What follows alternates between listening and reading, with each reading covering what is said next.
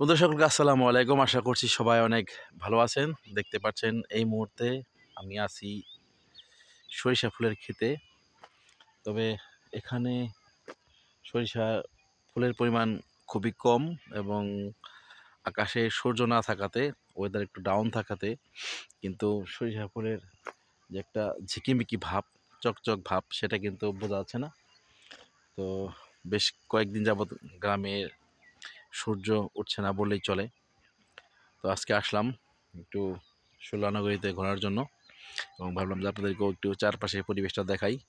দেখতে পাচ্ছেন এটা সুল্লানগরীর একটি গ্রাম। আর বর্তমানে চারদিকের অবস্থা দেখতে পাচ্ছেন যে আসলে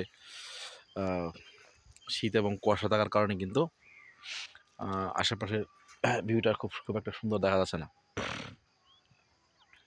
ঠিক আছে, তারপরেও যেহেতু শীতকালীন সিজন, আর এই সিজনে কিন্তু প্রচুর পরিমাণ সরিষা ফুল হয়। আপনারা জানেন, যারা দেশ বিদেশ থেকে সরিষা ফুলকে মিস করেন তাদের কাছে অবশ্যই ভিডিওটি অনেক স্পেশাল হবে।